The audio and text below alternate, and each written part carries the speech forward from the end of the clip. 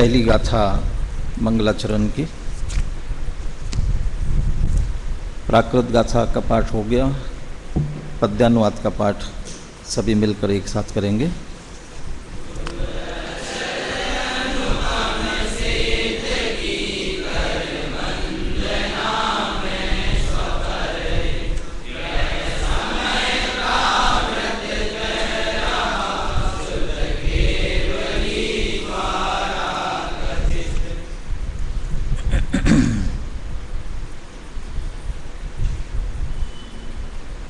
मंगलाचरण में सिद्ध भगवंतों को नमस्कार करने के साथ साथ ग्रंथ लिखने की प्रतिज्ञा भी कुंद कुंद आचार्य ने की है।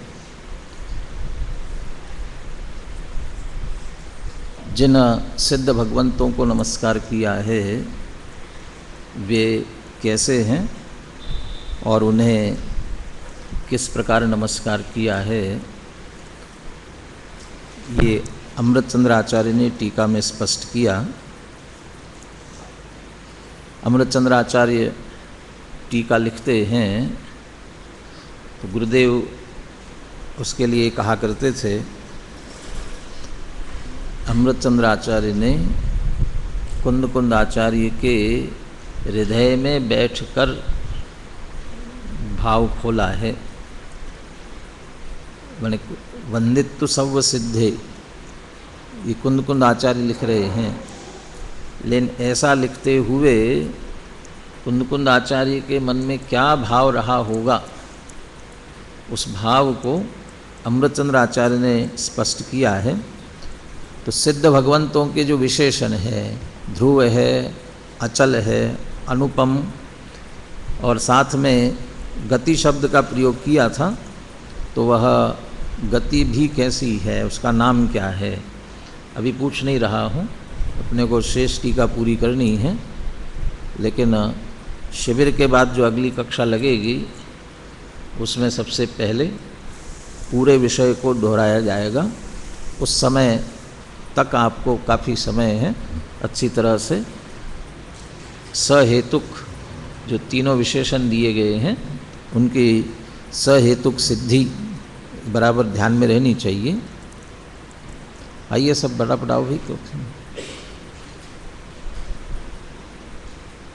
अपवर्ग नाम दिया उसे, गति अवस्था अपवर्ग, संगिकाम गति मापन्नान। और अपवर्ग इसलिए था क्योंकि 4 प्रकार के पुरुषार्थ में से 3 एक तरफ और मोक्ष पुरुषार्थ उससे अलग है, इसलिए उसको अपवर्ग कहा था। ऐसी जो मुक्त दशा उसे जो प्राप्त ऐसे सर्वसिद्ध। वंदित्व की और विशेष व्याख्या अमृतचंद्र आचार्य ने की, 2 बातें ली उसमें, बल्कि 3 बातें कहनी चाहिए। पहली बात तो ये ली है कि वे सिद्ध भगवान अपना आत्मा जो हमारे लिए साध्य है उसके प्रतिछंद के स्थान पर है। इसका पंडित जयचंद जी छाबड़ा ने विशेष अर्थ किया, उसे थोड़ा उन्हीं के शब्दों में यहाँ पढ़ते हैं। और इस पे पंडित टोडरमल जी ने जो सिद्ध भगवान का, सिद्ध परमेष्ठी का स्वरूप लिखा है उसमें जो वाक्य आया है उससे ये मिलता जुलता है। पेज नंबर 21 पर अनुशीलन और ऊपर दे दीजिए, ये पीछे नीचे नीचे का पैराग्राफ। सर्व सिद्धों को नमस्कार करने के हेतु को स्पष्ट करते हुए टीकाकार अमृतचंद्र कहते हैं कि वे सिद्ध भगवान सिद्धत्व के कारण साध्य जो आत्मा उसके प्रतिछंद के स्थान पर है। इसी को स्पष्ट करते हुए पंडित जयचंद जी छाबड़ा लिखते हैं कि जिनके स्वरूप का संसारी भव्य जीव चिंतन करके उनके समान अपने स्वरूप को ध्याकर उन्हीं के समान हो जाते हैं और चारों गतियों से विलक्षण पंचम गति को प्राप्त करते हैं। पंचम गति को प्राप्त सिद्ध भगवंतों को नमस्कार कर रहे हैं, किस लिए कर रहे हैं? तो हमें भी पंचम गति प्राप्त करनी है, इसलिए तो पंचम गति प्राप्त करनी है तो सिद्ध भगवंतों को नमस्कार क्यों कर रहे हैं? क्योंकि उन्होंने यह दशा प्राप्त कर ली है, तो हमें भी वह दशा प्राप्त हो इसलिए हम उन्हें नमस्कार कर रहे हैं। तो क्या उन्हें नमस्कार करने से वो दशा प्राप्त हो जाएगी? कैसे होगी? इसलिए दोनों बातें लिखी।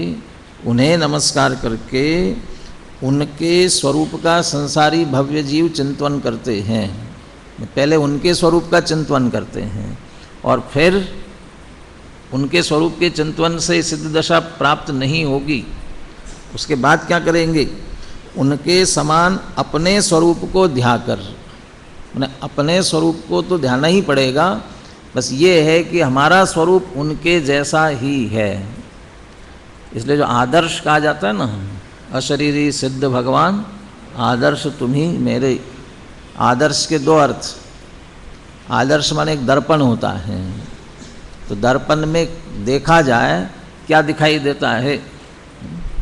दर्पण झूठ न बोले, दर्पण कभी झूठ नहीं बोलता है। उसके सामने खड़े हो, जैसा असली नकली चेहरा वो सब बता, जैसा है वैसा उसमें दिखाई देता है।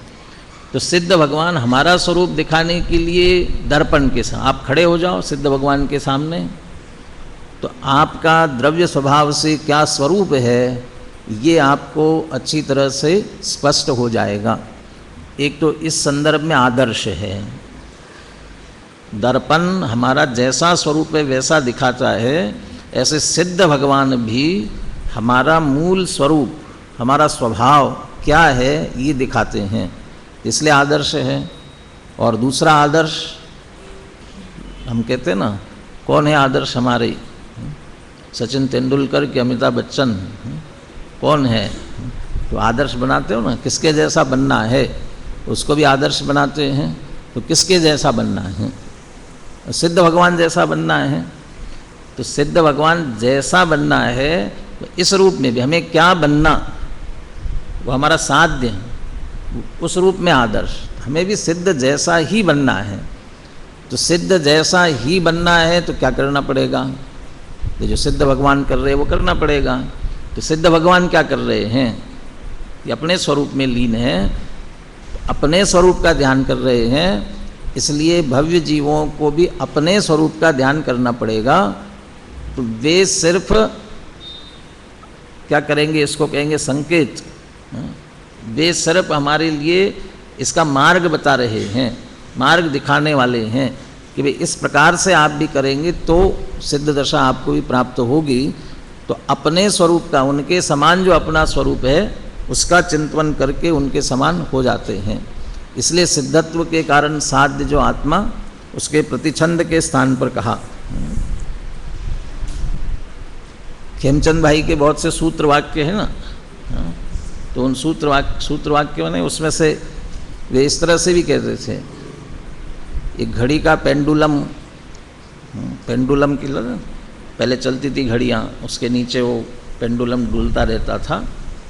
वो क्या कहता है? वो पेंडुलम जो है एक बार इस तरफ जाता है, एक बार इस तरफ जाता है। वो क्या कहता रहता है? इसलिए ऐसे भगवान के दर्शन करते समय या सिद्ध भगवान के तो दर्शन तो क्या करेंगे? सिद्ध भगवान के दर्शन किए कभी? टोडरमल जी ने इसलिए जब पंच परमेष्ठी का स्वरूप लिखा ना, वो हर परमेष्ठी के स्वरूप के ऊपर जो पंक्ति है उसमें अलग अलग शब्दों का प्रयोग किया। अरहंतों के स्वरूप का क्या लिखा है? अवलोकन करते हैं। और सिद्धों के स्वरूप को ध्याते हैं लिखा। और आचार्य उपाध्याय साधु इनके सामान्य स्वरूप को विचार करते हैं, ऐसा अंतर लिखा। तो सिद्धों के स्वरूप में लिखा ध्याते हैं। तो ध्याते क्यों? अवलोकन नहीं कर सकते? क्योंकि नहीं, अशरीरी है, अवलोकन नहीं होगा, तो ध्यान करते हैं। तो वहाँ ध्यान करना है। और यदि अरंत भगवान, अनुशीलन में अरंत की बात मिली 80वीं गाथा से, प्रवचन सार की 80 गाथा को भी याद किया। जो अरहंत को द्रव्य गुण पर्याय से जानता है वो अपनी आत्मा को जानता है। अरहंत को क्यों जानना? अरहंत भगवान को नमस्कार क्यों करना? अपने स्वरूप को जानने के लिए करना। तो वो ये कहते थे, वो पेंडुलम जैसे डोलता रहता है इधर उधर, वैसे जब हम जिनेंद्र भगवान को देके सिद्ध भगवान के स्वरूप का अवलोकन ध्यान करें तो उस समय तू सिद्ध